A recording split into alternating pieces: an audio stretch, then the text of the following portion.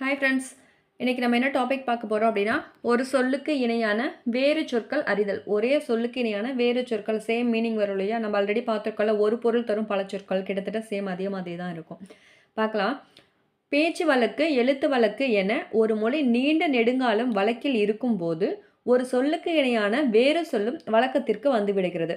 பேச்சு வழக்குன்னு பேசுறது ஒரு மாதிரி இருக்கும், எழுதுறது ஒரு மாதிரி இருக்கும். அந்த மாதிரி வழக்கத்தில் இருக்கும்போதே கூட ஒரே சொல்லுக்கு வேறு சொற்கள் இணையான சொற்களும் அப்போவே வந்து வழக்கத்திற்கு வந்துருச்சு அப்படின்னு சொல்கிறாங்க. சான்றாக என்ன சொல்கிறாங்கன்னா, செவி காது என்பதனை சொல்லலாம். செவி என்ன சொல்லலாம், காதுன்னு சொல்லலாம். தொடக்கத்தில் செவி என்பதை தான் புலவர்கள் பயன்படுத்தினர். ஃபர்ஸ்ட்லலாம் என்ன பண்ணுவாங்க அப்படின்னா, செவி அப்படின்ற வார்த்தையை தான் யூஸ் பண்ணிட்டு இருந்தாங்க. அதுக்கு எக்ஸாம்பிள் கீழே கொடுத்துருக்காங்க பாருங்க. அவர் சொற்கேட்டல் இன்பம் செவிக்கு அப்படின்னு சொல்லிட்டு குரலில் சொல்லியிருக்காங்க. செவிச்சொல்லும் சேர்ந்த நகையும் அப்படின்றதும் குரலில் சொல்லியிருக்காங்க. அப்போல்லாம் என்ன பண்ணியிருக்காங்க, செவி செவின்னு தான் யூஸ் பண்ணியிருக்காங்க.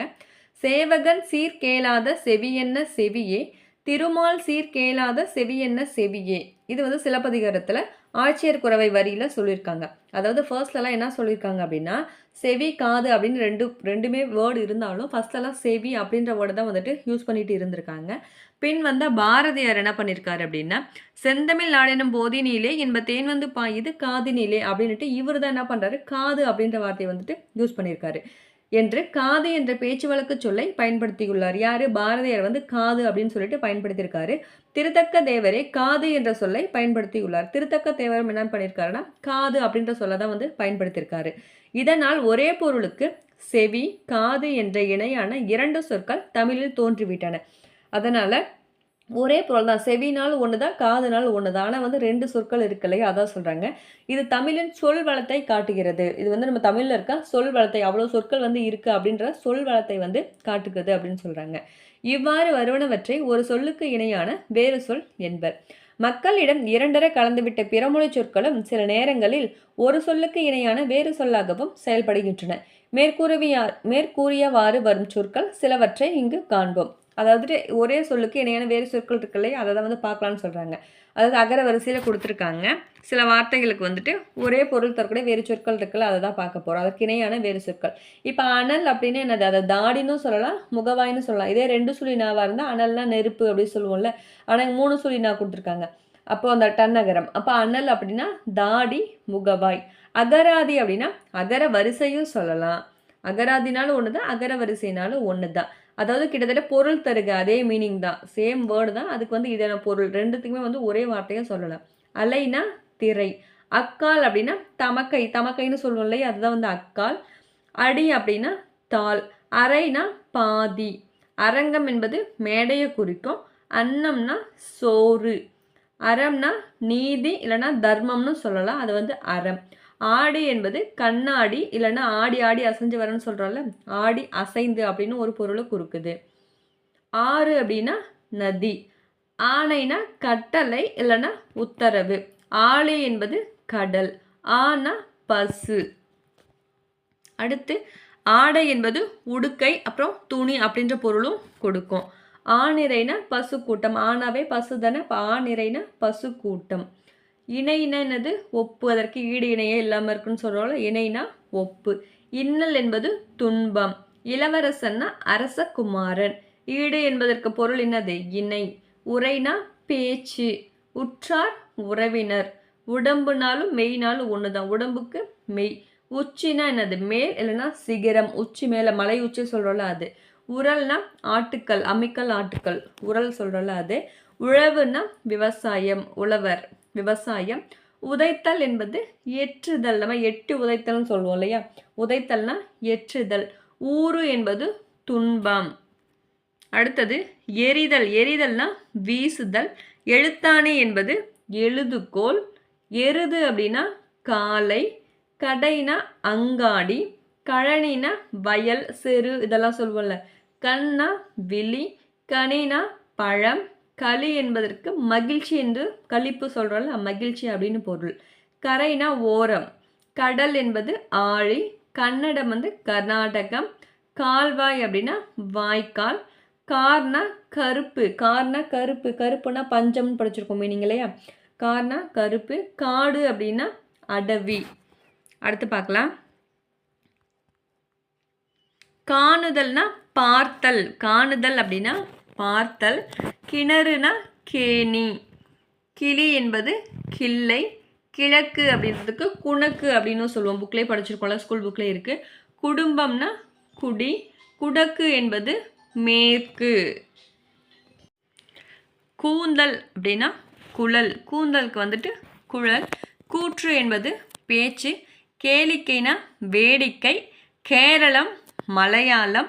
கைபேசி அப்படின்னா செல்லிடப்பேசி. கொல்லி என்பதற்கு தீ என்பது பொருள். அடுத்தது கொடுனா தான். கொடுன்னு சொல்கிறோம்ல தான். கோடினா இறுதி. கடை கோடிலன்னு சொல்கிறோம்ல அது. கோலம்னா அழகு. சகுனம்னா நிமித்தம்.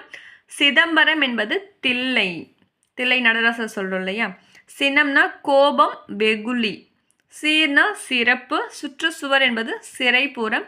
சுமைனா பாரம். சுடுநீர் என்பது வெந்நீர். செவினா காது. செய் என்பது வயல். செய்யுளுக்கு வந்துட்டு பா, யாப்பு, பாட்டு, கவிதை இது எல்லாமே செய்யுள் அப்படின்ற பொருளை தான் கொடுக்கும். சொத்து என்பது செல்வம், பணம்.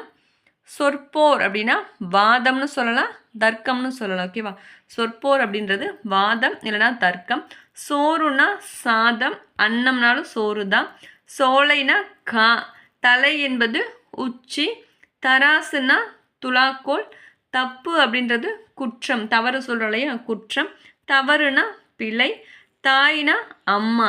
தாலி என்பதற்கு மங்களவனி. ஓகேவா. தாலினா மங்களவனி அப்படின்ற ஒரு பொருள் இருக்கு. தாமிரபரணின்றது தன் பொருணை. திருசீர் அலைவாய் என்பது திருச்செந்தூரை குறிக்குது. திருடன்னா கல்வன். கல்வன்னா திருடன். துக்கம் துயரம். துறவு அப்படின்றது சந்நியாசம். தெய்வம்னா கடவுள். தேங்காய் ஓடு சிரட்டையை தான் வந்துட்டு தேங்காய் ஓடு அப்படின்னு சொல்லலாம். தோல்வலைனா வங்கி. ஓகேவா. தோல்வலை அப்படின்றது வங்கி. நெக்ஸ்ட் பாருங்க. நடு அப்படின்றது மையம். நடுனா மையம். நகை என்பது சிரிப்பு தான் வந்துட்டு நகைன்னு சொல்லலாம், அணின்னு சொல்லலாம். நாவாய்னா படகு. நுதல் என்பது நெற்றி. நுசுப்பு அப்படின்னா இடை இல்லைனா இடுப்பு. நுசுப்பு அப்படின்றது இடை அல்லனா இடுப்பு. நூலகம் என்பது நூல் நிலையம். நெற்றுனா விதை. பழனி அப்படின்றது ஆவினங்குடி. பண்புனா குணம். பயிர் என்பது பைங்கூழ். பட்டி என்பது தொட்டி. படி என்பது படிக்கட்டு. பறவைனா கடல். பசு அப்படின்னா பெற்றம். பெற்றம் தானே பசு சொல்வோம். புகழ் அப்படின்றது இசை. புலால் இறைச்சி இல்லைனா மாமிசம்னு சொல்லலாம். புன்னகைனா மென் சிரிப்பு. புடவை வந்துட்டு சேலை. அடுத்தது புசி அப்படின்னா உன். புசி என்பது உன். புலவன் என்பது அறிஞன். பூமி உலகம். பேரு செல்வம். பொன் தங்கம். போற்றுதலும் புகழ்தலும் ஒன்று தான். ஓகே. போற்றுதல் மீனிங் என்ன, புகழ்தல்னு சொல்லலாம். மயிலாடுதுறை மாயூரம் அப்படின்னா மயிலாடுதுறை. நம்ம ஊர் மருவு பறிச்சிருக்கோம் இல்லையா, ஊர் பெயர் மருவு. அதில் மனைவினா துணைவி இல்லைன்னா இல்லத்தரசின்னு சொல்லலாம். மலை குன்று. மங்கை அப்படின்னா இளம்பெண்ணை குறிக்குது. மனம் அப்படின்னா வாசனை இல்லைனா திருமணம் சொல்லலாம். ஓகேவா. மனம் அப்படின்னா வாசனை இல்லைனா திருமணம் சொல்லலாம். மக்கள் மனிதர். மயில் மஞ்சை அப்படின்னா என்னது, மயில் தான். மயில் மஞ்சை. மாடினா மெத்தை. மா அப்படின்னா விலங்கு பெரிய, அந்த மாதிரி நிறைய பொருள் இருக்குது, ஒரே தர பொருள் இருக்குது, மீனிங் இருக்குது. மீனா என்னது மேல். மீட்டுதல்னா இசைத்தல். முனிவர் துறவி. முடி என்பது மயிர். மேகம்னா முகில். மேகலை ஒட்டியானம். மேகலை அப்படின்னா ஒட்டியானம். வளம்னா செழுமை. வளம்னா வெற்றி. நெக்ஸ்ட் வறுமை என்பது நல்குறவு. வறுமை என்பது நல்குறவு குறிக்கும். வண்டு சுரும்பு. வன்மை உறுதி. வாயில் நிலைப்படி. வாகை வெற்றி. வாடி வதங்கி. வால்னா கத்தி இல்லைன்னா ஒலி. வினா என்பது கேள்வி. விருத்தாசலம் முதுகுன்றம். வினை செயல். விடைனா பதில் சொல்லலாம், செப்பு சொல்லலாம். வீடு இல்லம். வீதி தெரு. வெஞ்சனம் கூட்டு இல்லைனா பொரியல். வெஞ்சனம் அப்படின்றது கூட்டு இல்லைனா பொரியல்னு சொல்லலாம்.